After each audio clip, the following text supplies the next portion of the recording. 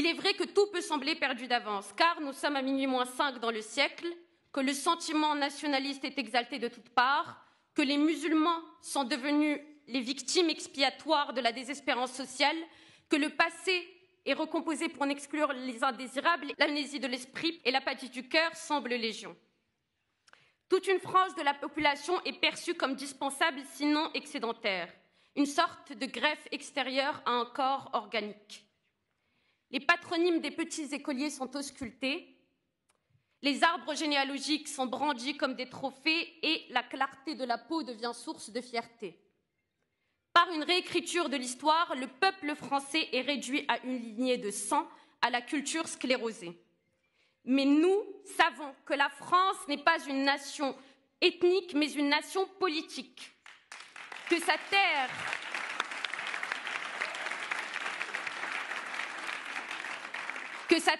est un creuset d'immigration dont les ancêtres ne sont pas plus les Gaulois que les Francs, les Burgondes, les Wisigoths, les Alamans, les Juifs, les Arabes, les Vikings, les Roms et tant d'autres encore.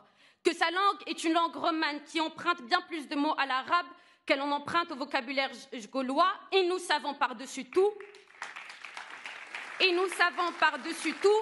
que nous n'avons pas à nous justifier de notre présence, car nous ne sommes pas moins français que celui dans la seule gloire. Nous ne sommes pas moins français que celui dans la seule gloire malheureuse est d'être né blanc. Très beau discours.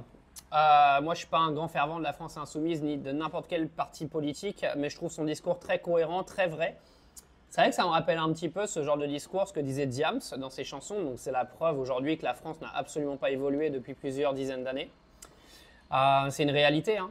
Et une réalité qui aujourd'hui, quand elle dit que la France est un pays politique, elle a complètement raison. La France n'a plus aucune réflexion sur qui elle est vraiment. C'est que de la réflexion politique en permanence, c'est politisé tout le temps.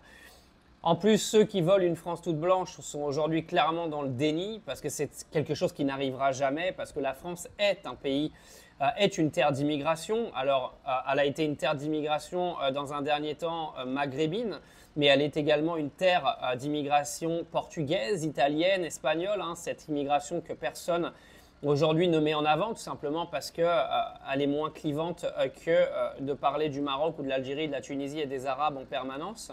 Mais en tout cas, elle a totalement raison, hein, très beau passage.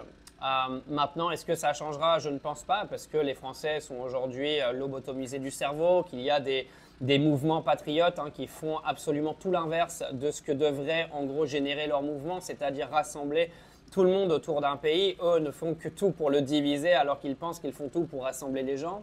On l'a encore bien vu avec une de ces têtes de gondole qui n'était pas blanc et qui s'est fait alpaguer directement après. Mais en tout cas, une chose est sûre, messieurs, mesdames, les Blancs de France, sachez que votre terre ne vous appartient pas, que cette terre aujourd'hui est multiculturelle, elle est multicouleur, que ça vous dérange ou pas, c'est pareil et ça ne changera jamais. Vous aurez beau essayer à l'aide de vos copains Pascal Praud et de Cyril Hanouna d'essayer de diviser l'intégralité des gens et de nous faire croire que la France aujourd'hui est un pays de blancs. C'est pas vrai, ça n'arrivera jamais. Donc je serai vous quand même, je sortirai du déni. Parce que vous allez avoir une vie bien pourrie, je vous le dis.